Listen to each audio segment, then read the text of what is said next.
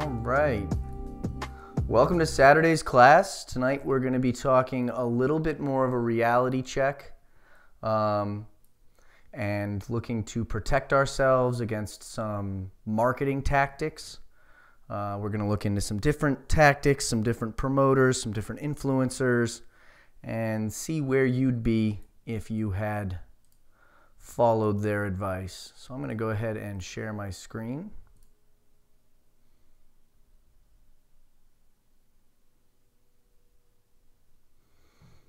And you guys can all pile in on my share screen here. We're going to get right into it.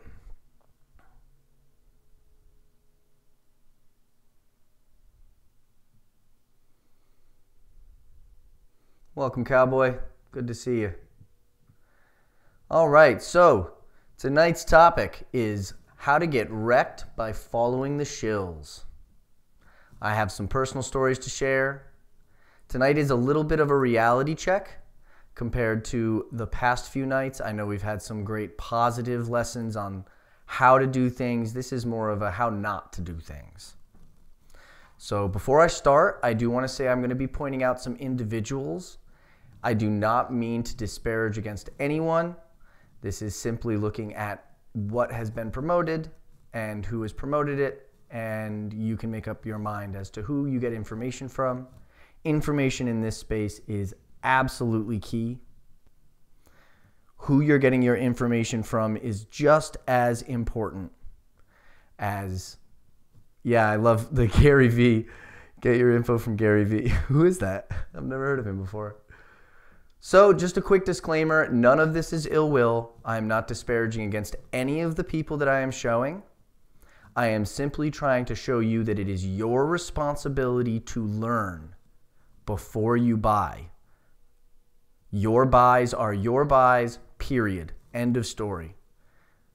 Promoters will do them, but you're the one stuck holding the bag at the end of the day, as the expression goes. So I'm going to show you a couple of people that have garnered a little bit of a reputation for calling, shills and keeping people honest. I'm going to show you some kind of ideas that are currently going around in the marketing space. Let's jump right into it. The first person we're going to look at is Crypto Wendy. She's made a lot of good calls. She's done really well for herself and has been very successful in this space. Again, I am not casting any ill will, but I do notice that on first let me give credit to credit is due. Bare Naked Crypto has been doing a series recently on showing where people are in compared to the investments that they've made based on influence. So the first little part of this, I'm going to be using some information that he has garnered. Just want to make sure I've got my source. So Crypto Wendy, Wendy O, she's currently on YouTube. And on April 27th of 2021, she called out XIV, or the Inverse Project. She made a video on how to buy it and promoted it on her TikTok channel.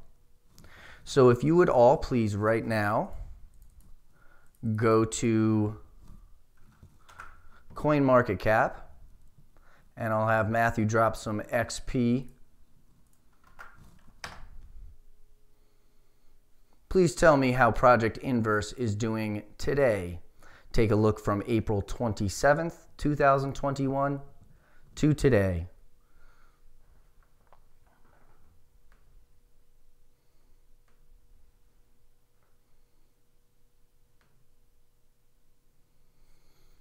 Let's check out Project Inverse.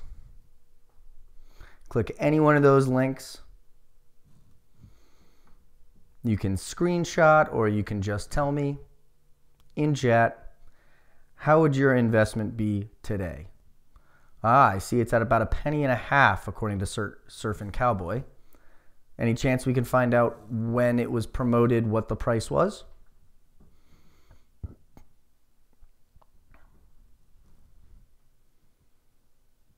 We don't need to link to these people's TikToks or...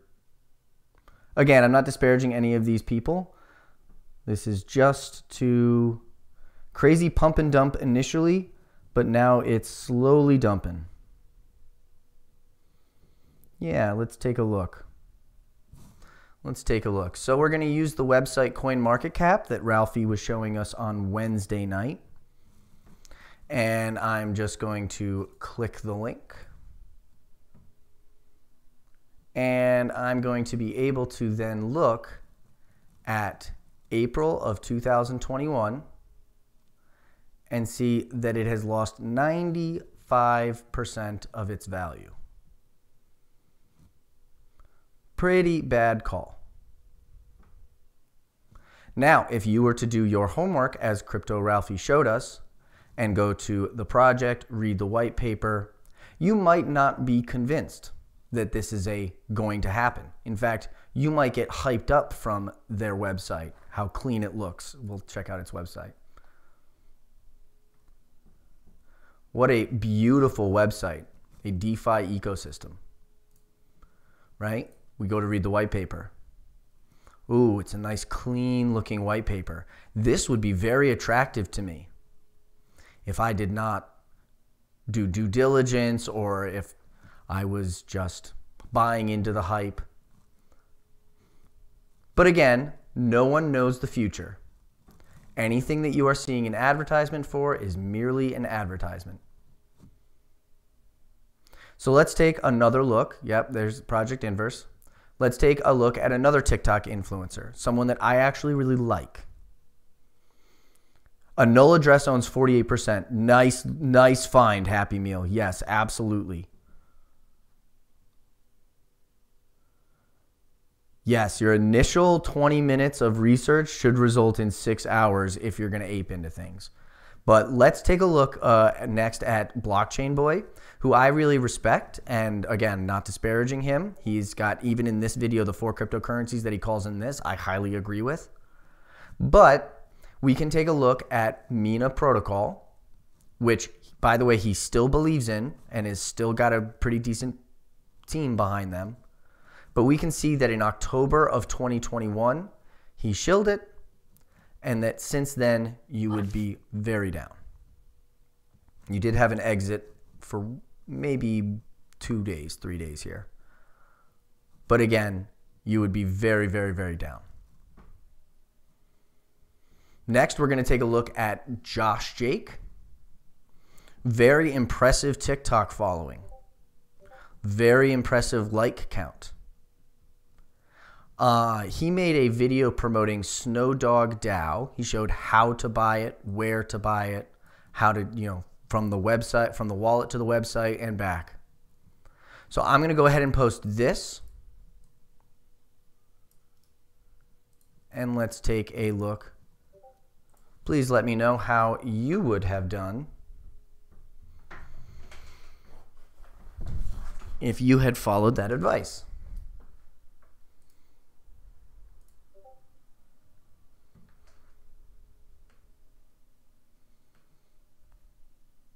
Snowdog DAO dumped so hard, according to Surfing Cowboy.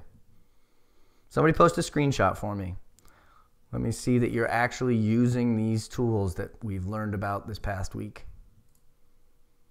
I know Happy Meal is.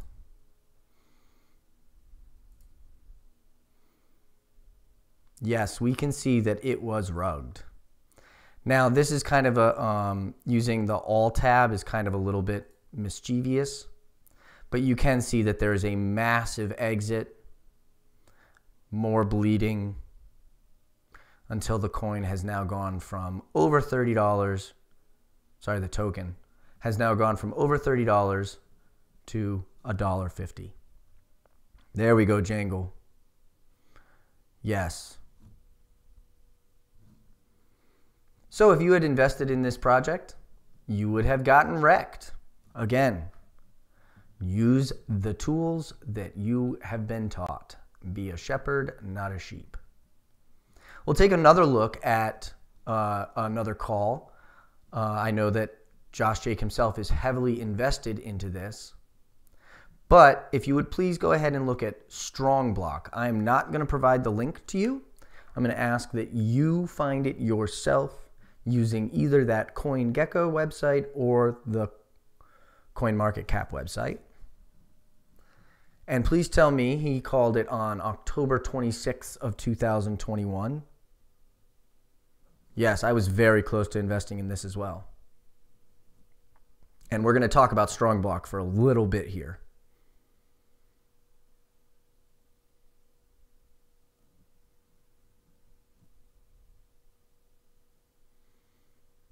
Let me see who's going to call what was strong block then and what is it now. Happy Meal says $600 in mid-January. It's under strong, Jangle Leg.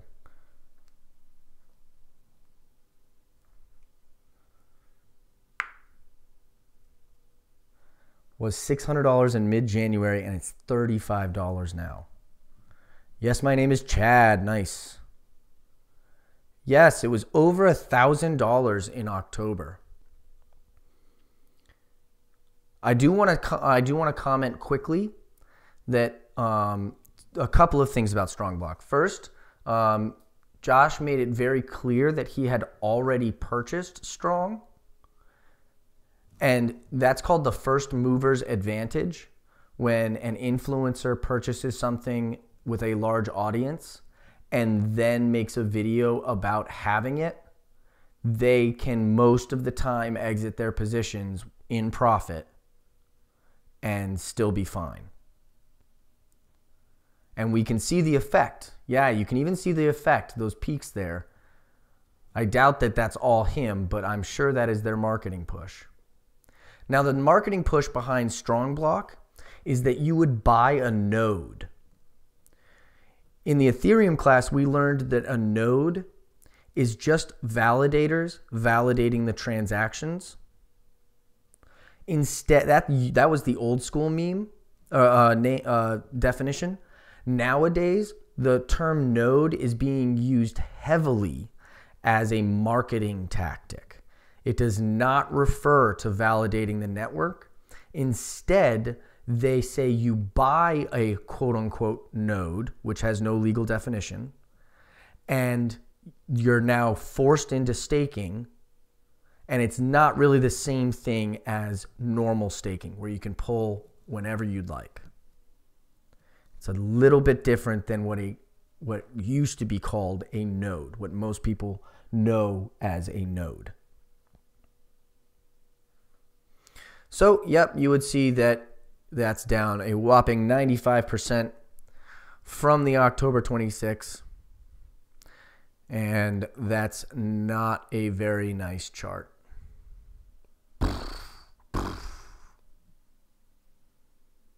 So let's take a look at another influencer.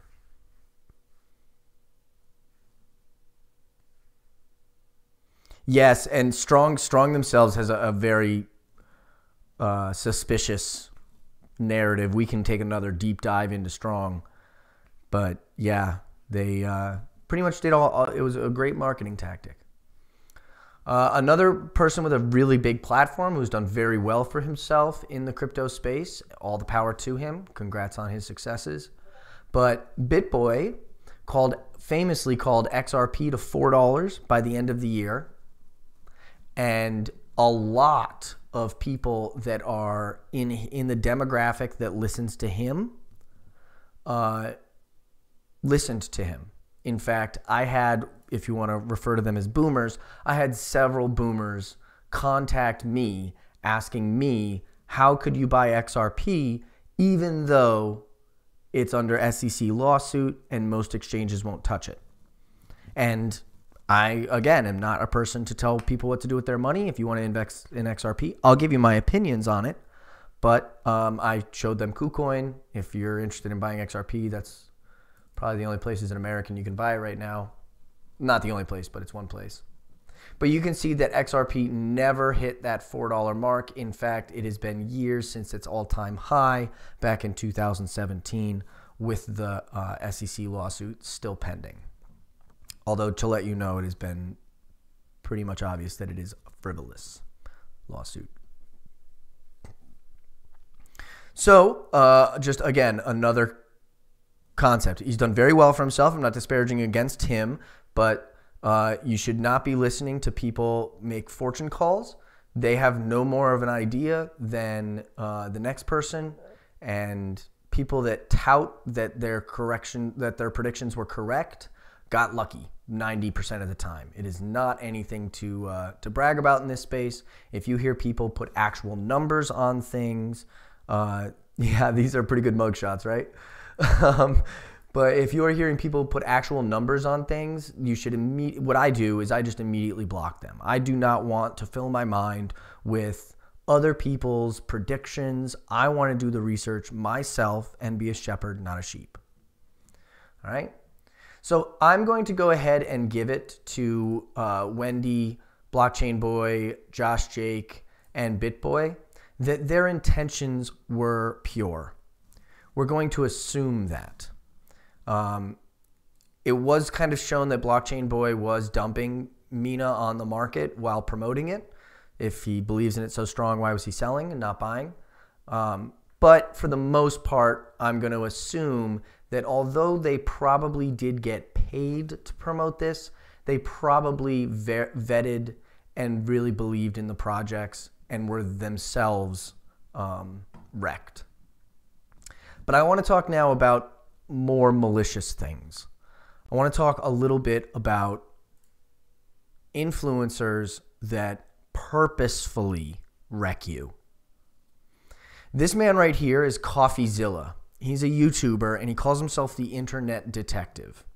And he is really proving that if you're going to show your face in this industry, that reputation becomes everything. Reputation becomes everything. He recently, and you can go ahead now, I'm going to drop his channel into chat because not only is it entertaining, but he has proven himself to have quite the reputation in this space. You can subscribe to him if you'd like. If you subscribe, feel free to drop a screenshot in chat and we'll drop you some XP.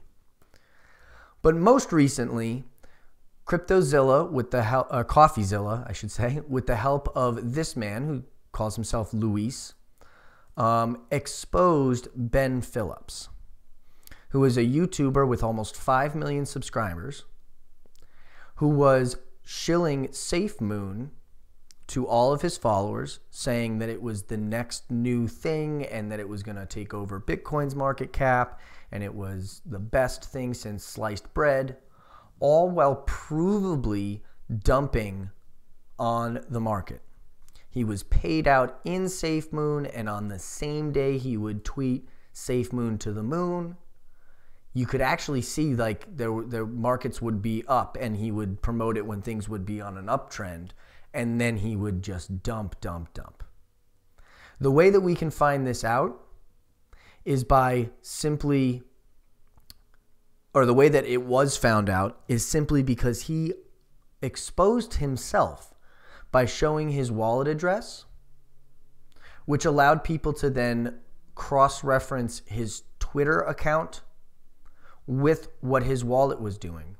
And you can see that he sold 50,000 on the same day that this was pumping. He made $12 million in total. I want to talk briefly about how obvious it is to find shills like this that are purposefully manipulating you in order to get rich. The easiest way is because Ben Phillips was not born rich, and it is very, very difficult when you get $12 million at a young age, all of a sudden, not to brag about it. So he posted pictures on his Instagram of his new Rolls Royce, of the house that he bought his mother. If you see people making videos bragging about their wealth that they've garnered after a short period of time, this is a pretty good indication that whatever they're selling to you is not value. Again, I have no ill will towards this gentleman. I did not purchase into SafeMoon, but it is very, very important that you do not listen to influencers, as they will sometimes be malicious. Now, on Thursday night, we had a great class with Jasa talking about what it's like to be in an alpha team, what that means with the different alphas groups that he's in, and how he gets his information to share with the community.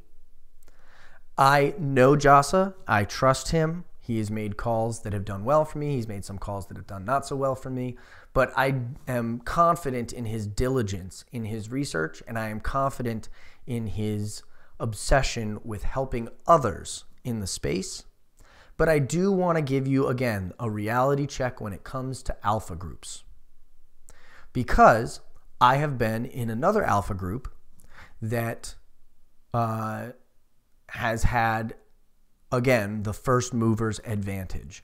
The same thing that happened with Strong, where the person who runs the alpha group buys, shills it to their followers, and then disappears. One of these examples is Ash WSB from Wall Street Bets. That's what that WSB stands for. That's a Reddit subgroup that got famous from the AMC short squeeze. And Ash was exposed as being a pump and dumper. He had an alpha group that you had to actually pay for. You had to pay for it. And it wasn't cheap, $400 a month. And the man, Zach XBT, again, reputation means everything in this space, exposed him as holding the asset, shilling it to these people, and then selling it on the pump, and then the asset would crash. He's also been involved in multiple giveaways. He's smart. He's used the money that he's made to then offer giveaways for other projects that he could, again, rug, such as Polka Pets. But Zach XBT is also the same person that discovered that Sifu was on the team for Time Wonderland. Sifu was connected to many nefarious activities on the internet, several rug pulls, several projects abandoned. We're going to talk about Time Wonderland in a moment, but I want to go after some heavier hitters now. I want to go after people, again, this is intentional manipulation of their followers. And I want to talk about the one, the only, Jake Paul. Jake Paul has been linked to many, many scams. Most recently, he has put out a bunch of videos claiming to have spent a ton of money on unopened Pokemon cards, only to get scammed himself. This was exposed as a scam. He didn't actually pay all that money for those. He didn't actually get scammed himself. He was doing this to minimize his tax burden, as it was the start of tax season. But we can see that Jake has gone ahead and shilled Yummy. I'm going to, again, post the link in chat. Please tell me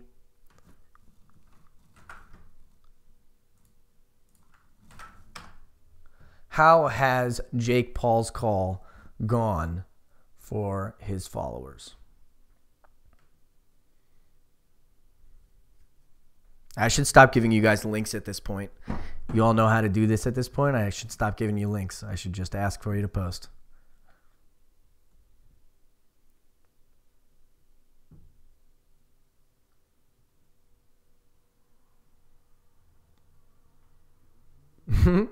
Yeah, I know that Jake Paul has garnered a reputation for himself in this space, and he's gotten rich doing it. Yes, Yummy was pulled. Brutal. Brutal. Yeah, just having Jake Paul's name on something. We're going to talk about that. Name gets reputation. Your name follows you in this space. But we're going to talk about the downside of that as well. Brutal. Yes, my name is Chad. Yes, Rayward. Damn.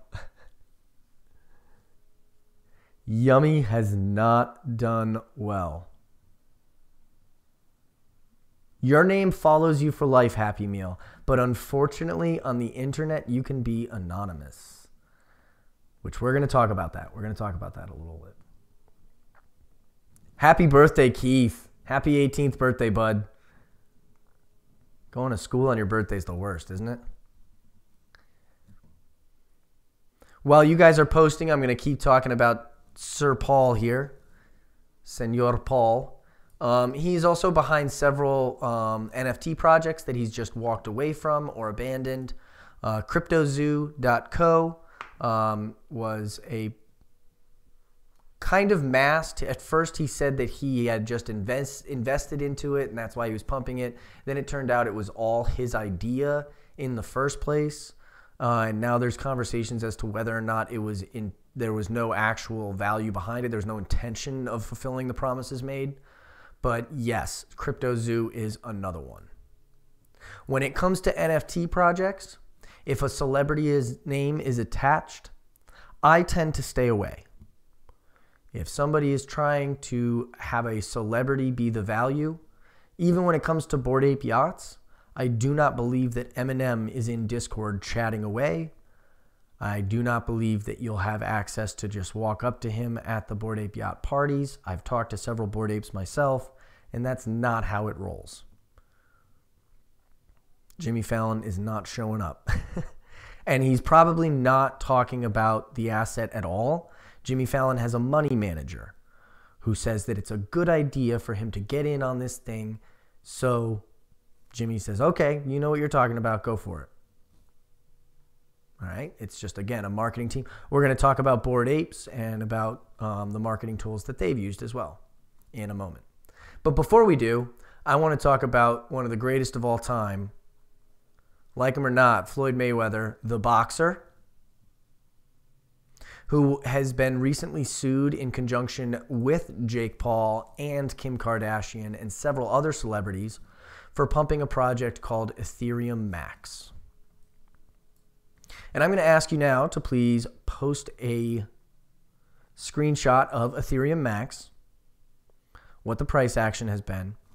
And while you do that, I'm going to talk a little bit. I'm going to give you a story. I personally am what you would call a Bitcoin maxi. I don't like that term. I'm not emotionally attached to anything, so I wouldn't describe myself that way.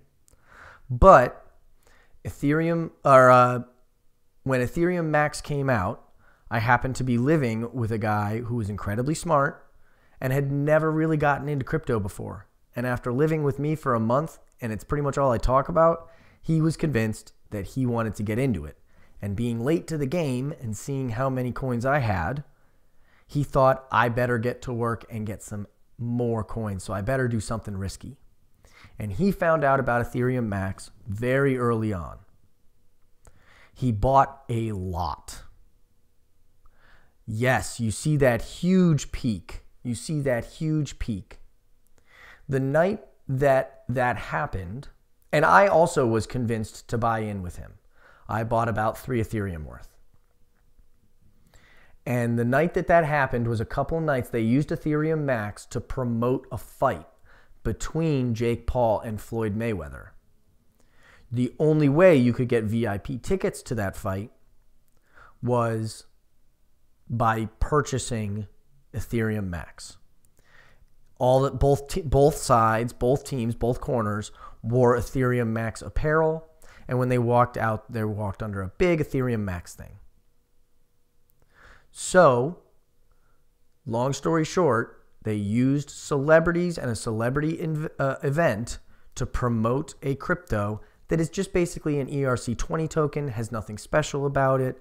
It's pretty much a SafeMoon knockoff, SafeMoon copy with massive transactions on, or taxes on transactions in order to fund liquidity pools. But long story short, they are now being sued over their promotions of it.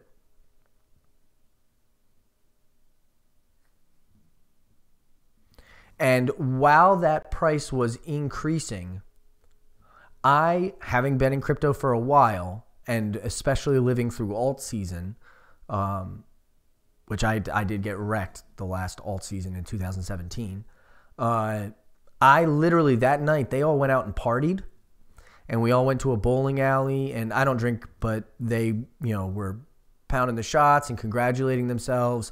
I turned 3 Ethereum into like $70,000. And literally that night, I looked at everyone there and I said, I hate to be the bad guy in the room, but we all got to go home right now. This isn't the night where we celebrate. This is the night where we sell, get our profits in our bank accounts, and then we go out and have fun. We did not do that. In fact, that night, several more purchases were made, and bada bing, bada boom, you can see the price history. The lesson here, yes, 3 zeros gone. Yeah. Or 3 zeros added. But the lesson here is that if you're in massive profit, get your investment back at bare minimum. Get your investment back at bare minimum. Okay, so I said I wanted to talk a little bit about the Bored Ape Yacht Club. And I want to talk about celebrity influence upon NFT projects. Here we have Eminem's Bored Ape. I think this is a particularly cool one. I think he purchased one that is indicative of his style. Same thing with Gwyneth Paltrow. I think she bought one that was very indicative of her style. Eva Longoria has purchased a World of Women. And you can see that these people are tagging the same person. Who's this they're tagging here? MoonPay. MoonPay. Does anybody in the chat, does anybody have any experience with MoonPay? Does anybody know what that is?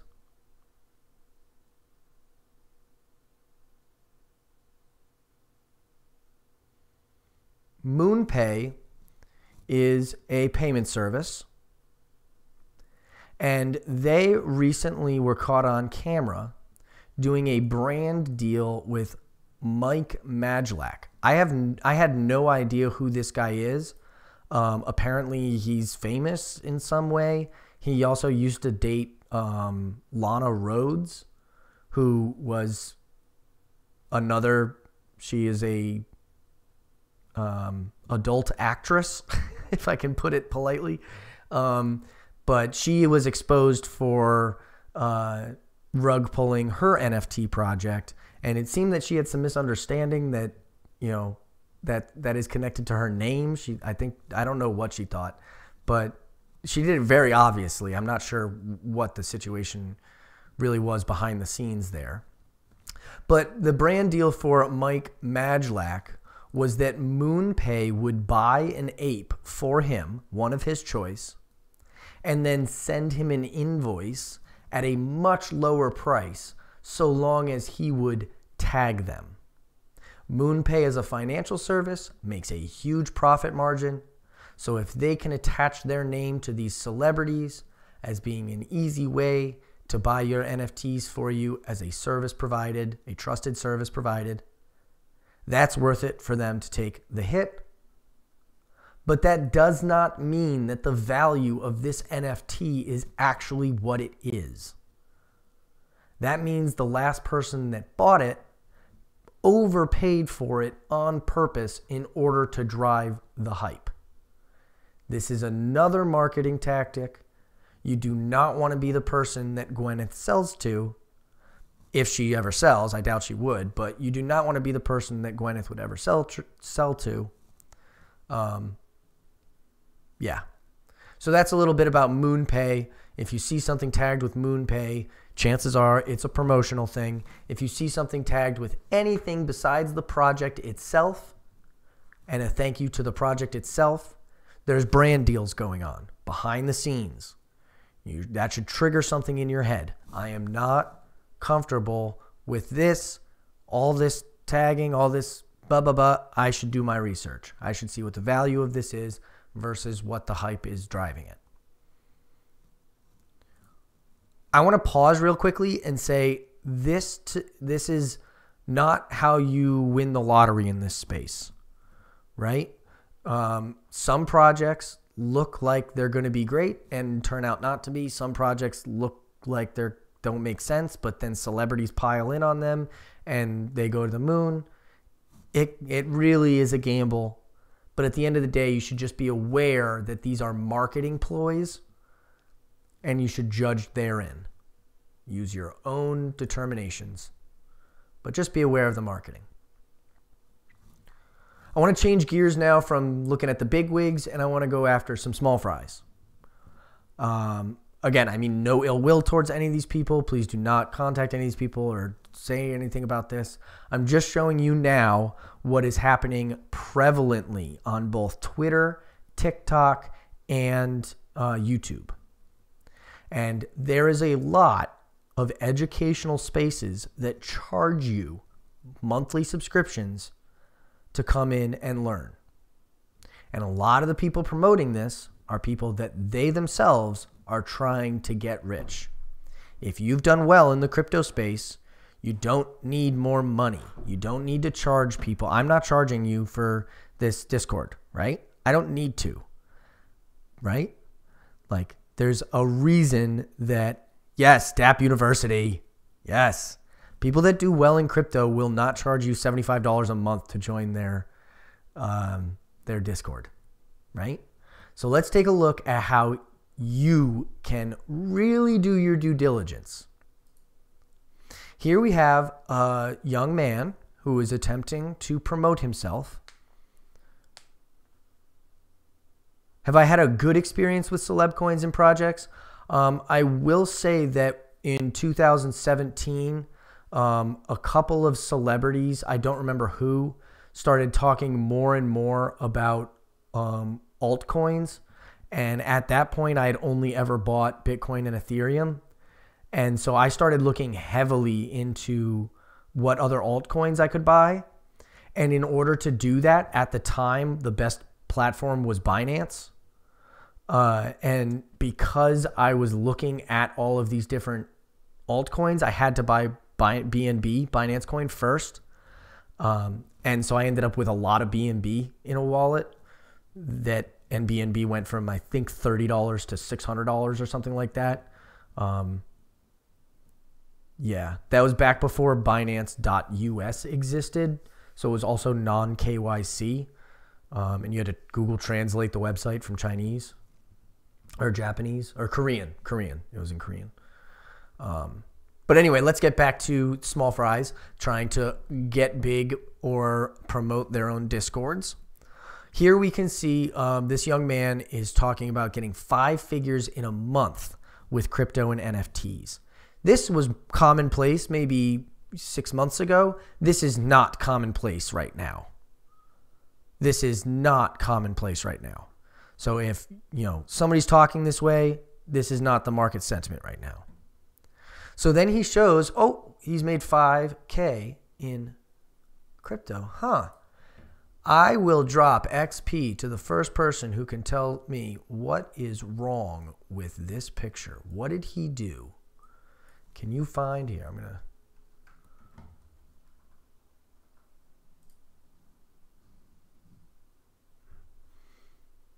to... 1K to the first person that can use their detective skills and tell me what is wrong with the picture on the right here.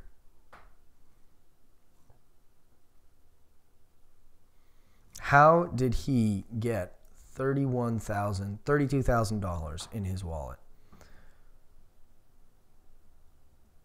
The ETH is wrong. You can see in his wallet here, he has 1.05 ETH and he has $31,000 of value.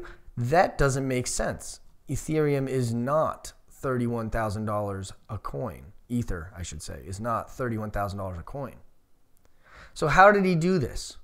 Well, he used the inspect tool. I'm going to ask you guys right now to all make yourselves billionaires. Make yourselves millionaires. Please go into whatever wallet you have. I'm going to stop sharing my screen for a second so I can get into my wallet.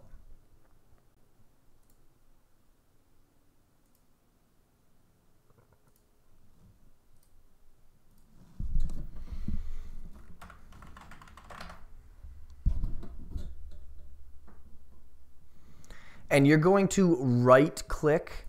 Here, sorry about that. I'll share my screen again. You guys can pile in. And I'm back up, sorry.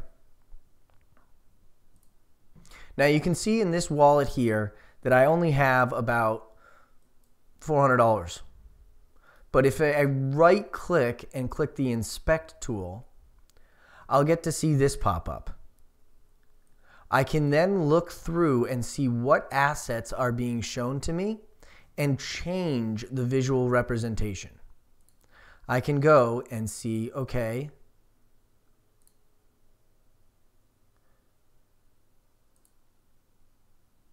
the overview balance, the primary balance, that's in ETH. And if I keep clicking these arrows, I can eventually get to where the text reads, where it shows the text. So I'm going to just change this to 2,000 Ethereum. I'm going to go to my amount display. I'm not going to do the math here because who cares? And I'm going to show, look at that. I can screenshot this now, post it in chat, and brag about how genius I am. Please right now, if you're on a computer, if you're on a mobile, it's possible to do this too. But please right now, if you're on a computer, right click, inspect tool, find your ability to misrepresent how much money you have, and tell me how rich you are by posting that screenshot. Happy Meal is now a multi-billionaire. He's going to be sending out 200 AVAX to anybody that would like 200 AVAX. Very nice, Happy Meal.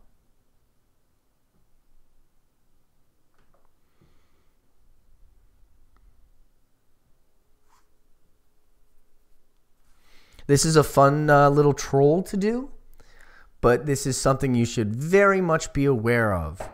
This is a marketing tactic. When someone brags about how much money they've made in the space, they should show you a wallet address so that you can check on the blockchain. That's the whole point of the blockchain, is that you can verify it yourself without a trusted third party. Surfin' Cowboy is now a billionaire. Very nice. Line Trash is going to take us all out to dinner with his $3. Line Trash, I think you did it the wrong way.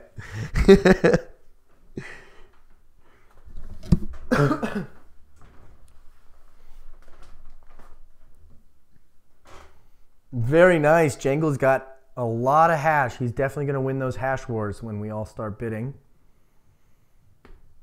Very nice.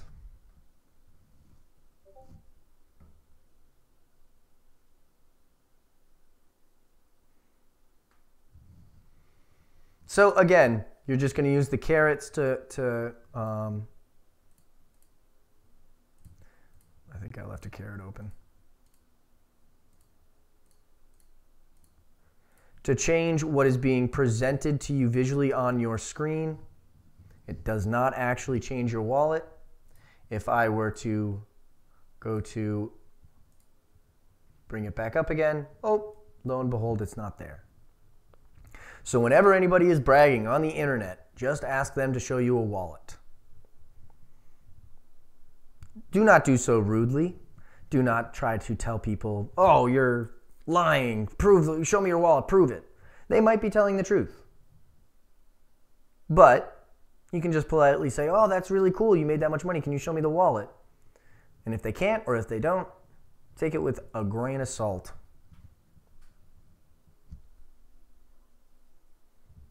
But this is a fun way if you're in another NFT project and things are kind of boring in chat, you can kind of troll people a little bit and misrepresent. I would ask that you always tell people, I'm just joking, this is just a joke, and share this knowledge. Tell people about the inspect tool so that they don't get led astray either. This is a very, very common thing now that I'm seeing on TikTok. A lot of people have been in NFTs for a while, and they're starting to see the power of porting people into a Discord and creating a community within Discord. I see it a lot now moving into options trading, where people are trying to show how much they've made in options trading, which is a very difficult way to make money. We will have a class on best practices for options trading for any of you who are interested in gambling. But to me, that you never know what the future is going to hold. So, but I do want to talk a little bit about TikTok specifically. So again, shameless self-promotion. If you see somebody that is promoting themselves, you should run away. I'm not actually promoting myself here. I'm just talking about my experience. I truly believe that at least half of the followers that I have are fake. I believe that the TikTok itself knows that most of the people posting content have an ego, and that there is a great feeling when you wake up in the morning to find 100 plus more people have followed you. I have myself gotten suspicious and followed back a lot of people to message them and track them for a little bit and notice they do not post new content, that they are not engaging with me when I try to communicate with them, that there are no more likes or anything being added to their account. The reason this happens is in two parts. You can right now buy a bunch of forgotten or hacked TikTok accounts on the quote-unquote dark web.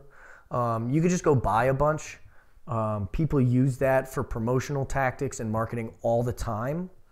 But I believe that TikTok itself has that embedded in the company, as they require more content every day in order for them to be a successful company.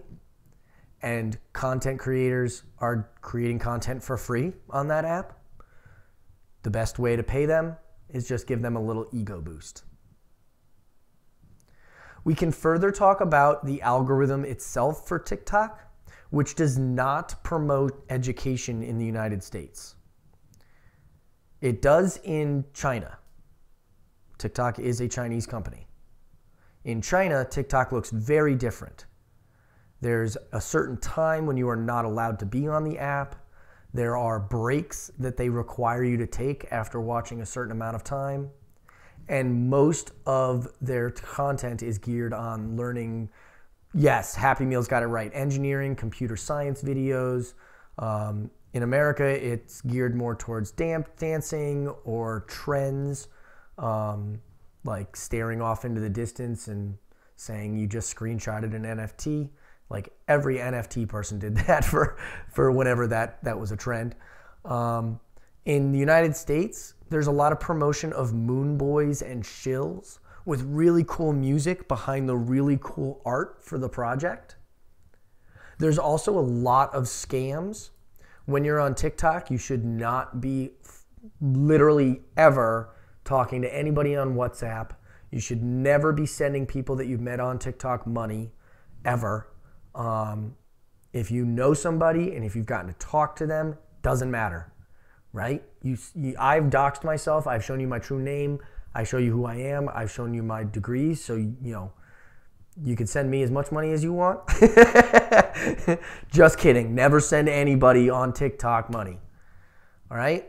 And I've also noticed that news channels do well, things talking about what's going on in the world. Keep in mind that these channels that blow up and get a lot of followers will occasionally give their opinions about what's going on in the markets.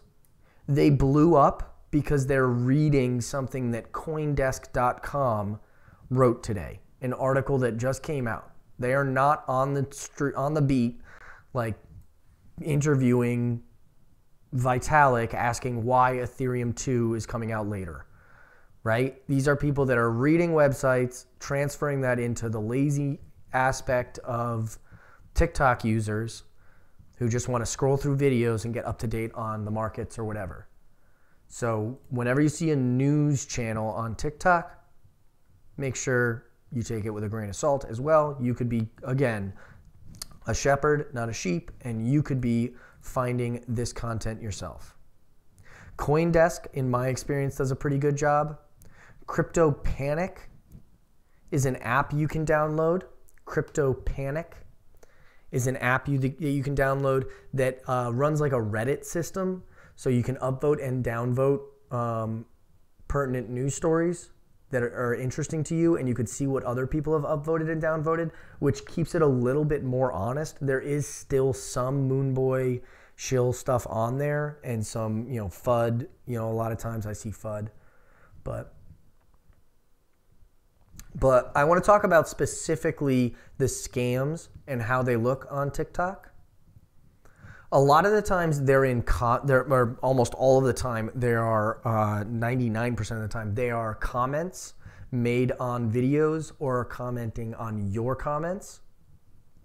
And I'm going to tell you about one that I've fallen for myself and how I was very smart about falling for this scam. The name of the scam is Matic Gains, which claims to be the most stable and profitable yield farming dApp on Polygon. I looked through their website. Did very little research on my own, and I saw that they had a lot of transactions going in and out. I did not bother to do my research and actually check the block explorer. Stupid me.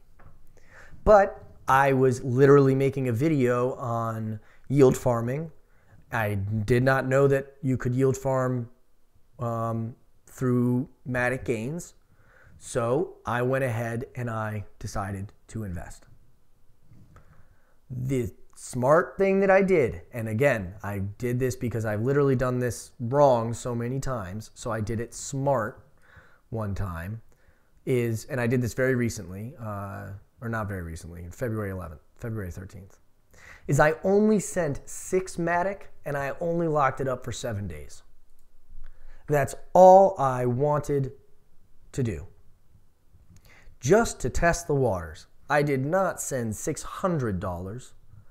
I sent 6 Matic, which is, at the time was about $10. I tested the waters with a small amount, and I made sure that what I was investing in was solid before I sent a good amount of money. And boy, am I glad I didn't send all of my Matic. I do have quite a bit of Matic, and I'm glad I didn't send it all, right? An easy way for me to have done my research is I should have checked the block explorer, right? For Polygon, right? What I was investing here was Polygon Matic, which is a layer 2 solution for Ethereum. Nice, Keith just got hella rich. Happy 18th birthday.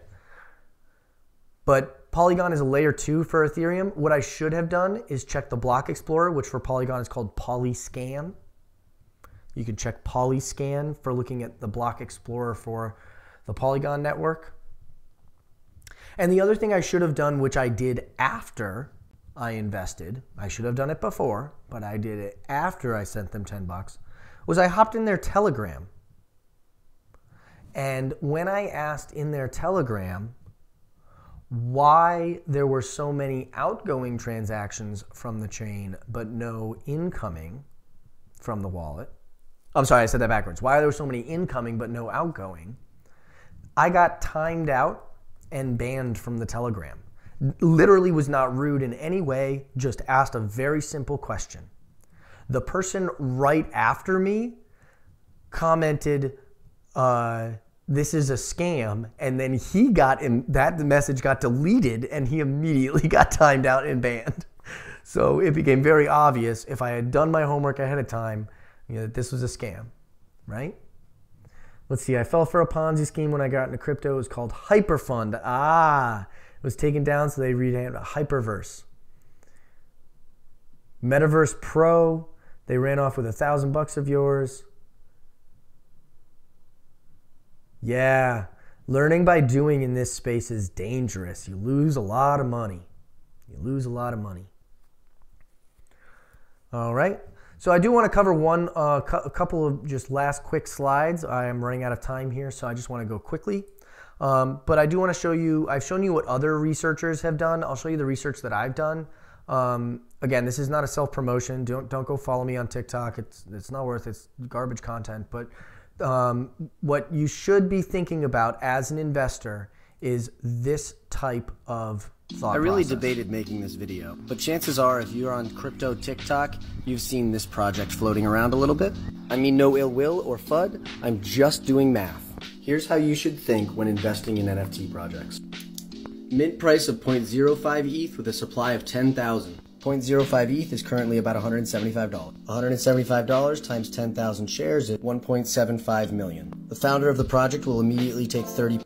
Again, I read their white paper and I knew that the founder of the project was going to take 30% of the mint, or roughly over a $500,000. In his defense, I will say that this 30% is actually not uncommon, as the dev of an NFT project gets about 10%. The artist, depending again on what the project is, the artist will get 10 to 12%.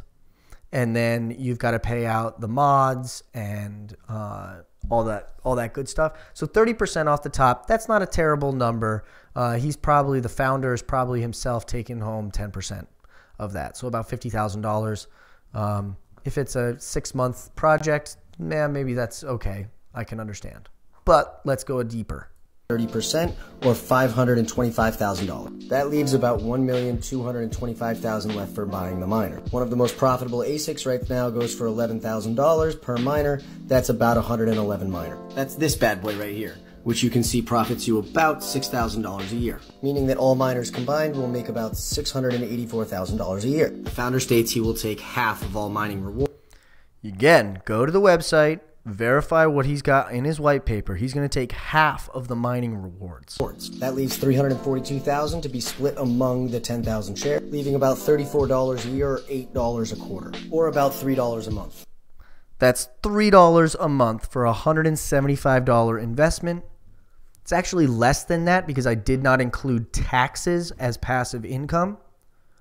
So if you were to ape into this, if you were to say, wow, I really want to mine Bitcoin, this seems really cool, you would be getting less than $3 a month, and it would take 55 months just for you to get a return on investment, and the miners will die before that happens. The mining rigs, as Wormman showed us, mining rigs do not last for forever. They last 5 to 7 years depending on the model. So after 55 months, you can get back your return on investment. And yeah. So again, just doing the math as to what is happening when you're looking at these different NFT projects, looking at how much they're going to make if they mint out. Where is that money going? What are the promises that they're making? For example, here, our mint will go to pay for the website, the DApp that is being built. A lion's share of the mint money will go to build the DApp itself. The rest of the people that work for this project, we all have jobs. We all have already made it in crypto. We're not trying to retire early or anything. But do the math on the mint. What's the price versus how many items gets us how much money? And is that enough to build the project's roadmap? Is that way too much to build the project's roadmap? Actually do the math. I cannot encourage you more to just not do the math, or to do the math. It is super important in this space to find out exactly how much money a company is getting and be able to really then do your due diligence. Okay, do they have enough money to actually perform the roadmap that they're pursuing? Or is it an overpromise and they're going to underperform? Or is their roadmap unfeasible for this amount of money? You know? So, basically, the moral of the story is, what do we do, though? What do we do about all of this information? In my mind, it really comes down into two things. If we get shilled a project that dies, there are two different options. It could either be accidental. The influencer themselves could really believe in the project, could really have done their research, and it just so happens that bad news came out, or there was some delay that, caused the price to drop, and then less users, and then the hype died, and now it's dead, right? So it could be accidental. There is someone on TikTok. Jasa had us look at Cat Girl, right, as a project.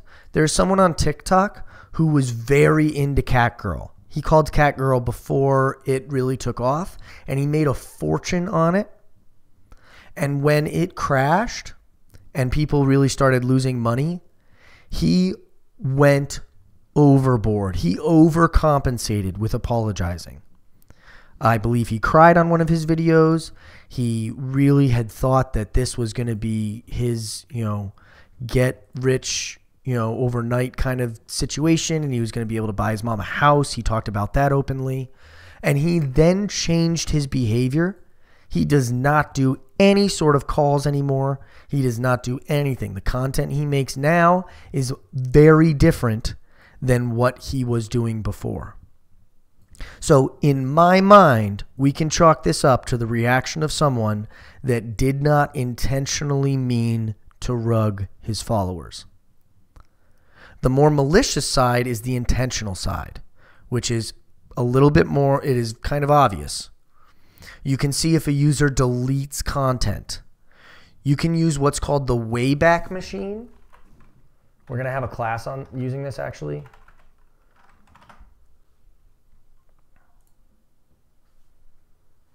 But it is an internet archive that allows you to see every day what's been posted on the internet.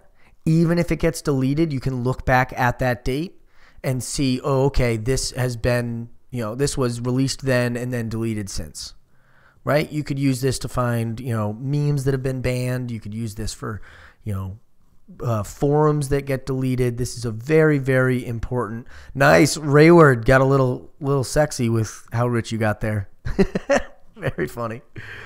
But yeah, so long story short, so in the case of that one YouTuber that we looked at, Ben Phillips, you could see he was really bragging about how much wealth he had gotten recently. It's another, obviously, this was an intentional thing. And again, if you're not allowed to talk about your questions, Crypto Ralphie did a great job of really expressing how you should hold people's feet to the fire without being rude. It is not rude to ask important questions about your investment. And if people are responding to you in a way that makes you suspicious, you should take note of your suspicion and say, is this really where I want to put my money? There are so many options out there. If you're at all suspicious about something, why bother? Why bother? Put something, do it safe, in my opinion. That's my opinion. There's the alternative view that since crypto is a very, very volatile and risky asset in the first place, why you wouldn't max out your risk to really get rich. That's another school of thought. I'm in a slow, steady build of wealth kind of mindset, and it's worked very well for me. So that's my opinion on the issue. But that leads us up to the time wonderland conversation. The last thing that you can be assured is that if it is too good to be true, then it is not true. Did anybody in class tonight invest in time wonderland? You can be honest. Nice. Happy Meal invested. Nice. $500, not that big of a loss. An expensive lesson to learn. Yeah, the temptation was real. The temptation was real. Just going back to intentional versus accidental, there are many people that have since deleted Twitter's tweets, that have deleted TikTok videos, that have deleted YouTube videos, all talking about Time Wonderland. They got a lot of followers from that. They got a lot of followers from, the trillion, billion, quintillion APYs. It's too good to be true. That's not sustainable. In their case, it was an unpegged stable coin, which that doesn't even make sense in the first place. That's literally like, jumbo shrimp. That's like an oxymoron. So you saw it with Waves. Even this 2 weeks ago, their unpegged stablecoin became actually unpegged. and there was a huge arbitrage opportunity, which really caused a lot of people to lose. Yeah, some people lost their life savings on that. There's nothing you can do to, an influencer that has just gotten 300,000 follows because they've been talking about Time Wonderland. It is up to you to do the research. Part of the reason Time Wonderland failed so spectacularly is because of who they had behind the project, but it was doomed to fail in any sense. And you can look, it was an Ohm fork. It was a fork of the Ohm network. And you can look and see all the different Ohm forks that had come out at that time. Snowbank DAO, Snowdog DAO, Time Wonderland. There were a bunch of them.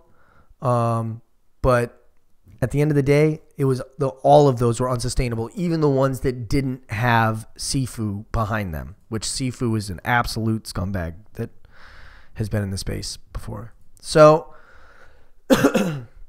I would ask Ill Bill, is he still here? No, he got embarrassed. So again, just when you're dealing with situations like this, test the waters. If you're really convinced that you want to buy something, don't put your whole life savings into one specific thing. Diversify yourself. Make sure diversify means spread yourself along a bunch of different things, and don't overexpose yourself to one thing. And I mean that in every sense. Do not overexpose yourself to just the NFT market. Do not overexpose yourself just to coins or just to tokens or just to crypto in general. We're going to have on Connor, who is really, really good at balancing a portfolio, at showing stocks versus precious metals. And yes, you're not going to hit Dogecoin, all in on Dogecoin and become a multi-millionaire overnight with a diversified portfolio. But you're also not going to lose all your money in a Time Wonderland scheme. And it is, in my opinion, much more common for people to lose their money than for people to hit the lottery. All right? So the lessons you can learn are try a little, see how it goes, diversify your portfolio. Over promises are really easy to spot. If a company sounds like they're building the next best thing in the world, they're probably not. They're probably marketing to you. Under promise, over deliver has been a great, great thing to say in this space. People that make sudden announcements that are amazing. That's how Azuki has done so well, is they just announced on stage, check your wallets. And people were like, wow, cool. We weren't even promised this, and now we're all excited about it. Don't allow TikTok or Twitter influencers to influence Twitter people to influence you. Use them instead as tools for your own research. They expose you to something. Go ahead and use those tools that Crypto Ralphie talked about. Use those tools that Jasa talked about. Check the Twitter. Check the bot metrics. See if the active users versus the amount they have. See what their roadmap is. Follow their actual contract address on the blockchain. And if you're showing up to Solidity classes on Monday night, you'll be able to learn to read the actual contract itself and search for malicious things in there. In my mind, gambling is not investing. Going all in on one thing is not an investment strategy. That is gambling. If you like gambling, by all means.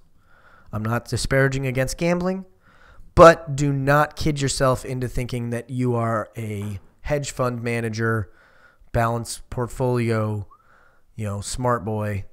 Admit to yourself that you'd have better odds in Vegas. My big thing in this space, the whole point of Knowledge Chain itself and why we are building out this company and this project, is to teach people to be their own shepherd, not to follow the masses. I want to speak briefly on this. The best time to buy Bitcoin, the only people that were talking about it were cypherpunks on the internet. Then it became libertarians who were fed up with the American government and want a small government. Then it became potheads and drug users that wanted to purchase drugs on the internet in a decentralized, smart way. using Silk Road, which we're going to talk about in another lesson. Then it became greed. Then people started getting into the markets because they wanted to make money. And that's much more dangerous. So when you're investing in something, notice, am I investing in this because I want money, or am I investing in this because it's cool? Chances are, if you think something is cool, other people are going to also think it's cool. And the number will go up and you'll make money. But if you're investing to get rich, chances are other people are investing to get rich. In fact, people that have heard about it before you. And now I am not I am not the shepherd. Do not follow me. Do not. Be your own shepherd. Carve your own path. You're the only person that benefits from growing your portfolio. Yeah, I know you're playing. I'm just having fun. So, yeah, look into research things that are actually cool, that actually have cool technology behind them, that are solving problems that you think are problems. Right? I invested in Bitcoin because of my political leanings, and I saw a problem, which was government control over the monetary supply, and because of that, I invested into Bitcoin. Not because I wanted to get rich, but because I saw it as an opportunity to use this cool internet money to have a trade of exchange of services with people without having the American government inflate it every single year at massive proportion and just pump more and more of it whenever they felt like it. And so find in my opinion, again, this is just an opinion, but find things that have cool tech and that you yourself would use. And if you're going to ape into something, that's what you'd ape into. So that is the end for the night. Again, I mean, no ill will against any of the people that I've shown. Power to them. They've all done very, very well in their careers and in what they've done. Please do not tell Floyd that I talked about him. He could definitely whoop me all around the ring. I do not want to get into a boxing match with him. But it is important to learn lessons. And please, please, please, when you're trying something new, send a little bit. Send a little bit. Don't send your whole bag. You're going to get wrecked. All right. I do want to make some quick announcements before we end class tonight. The Kahoot winners from this past week have been announced. Congratulations. You received an XP drop if you were in the top 10 winners of the Kahoot challenge. The second Kahoot is up, and I said I was going to close it tonight at midnight, but I'll leave it up for an extra day for you guys. Feel free to do the second Kahoot challenge. Top 10 winners will get dropped some XP, ranking you closer to that acceptance letter. We are going to be giving away our Nano Ledger S's for those invites on October 29th. That is the official day. So get the invites in. Bring some people to class. Bring a friend. I don't care if they're new to crypto or not. There's lots to learn. Our upcoming week has some really awesome teachers. We have Solidity class on Monday night. We have we have Django Leg Jones on Tuesday night. I'm excited for his presentation. I just got to peep at it myself. We have Crypto Kaplan on Wednesday night. And we're going to get a little bit more into understanding the space on Thursday, understanding the DeFi space. We're going to learn a lot about comparing different DeFi protocols to seeing where you should put your money to get the best percentage you can. All right? Using DeFi Senpai. He's a very small creator, but I've talked to him twice now, and he's incredibly knowledgeable in the space. Again, he's a small creator because TikTok does not promote actual education. It promotes Moon Boys, but we've had that conversation. So congratulations to the winners on the Kahoots. And tomorrow is a day of rest. We do not ever have classes on Sundays.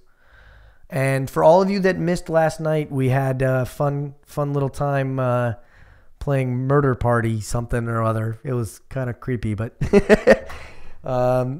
So I will see you all in Solidity class on Monday. Have a great rest of your weekend, everybody.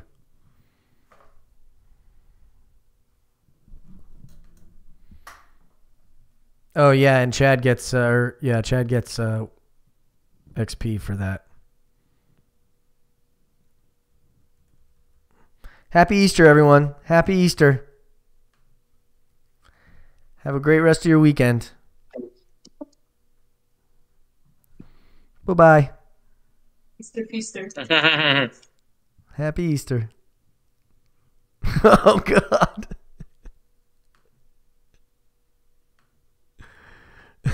Line Trash, you got the best memes, my guy.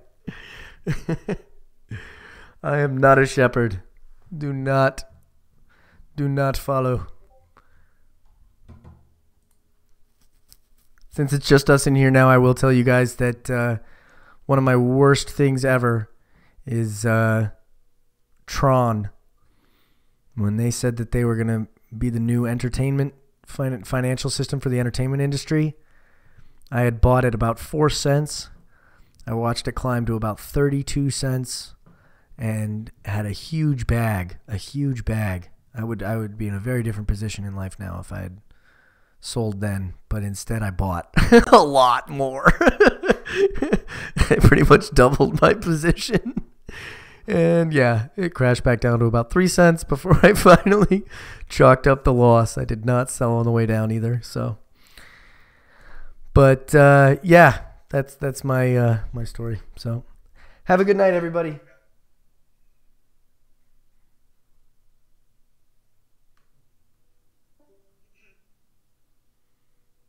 think somebody said goodbye. I don't know who that was. Me neither. I think that was Chloe. It's just her mic didn't read.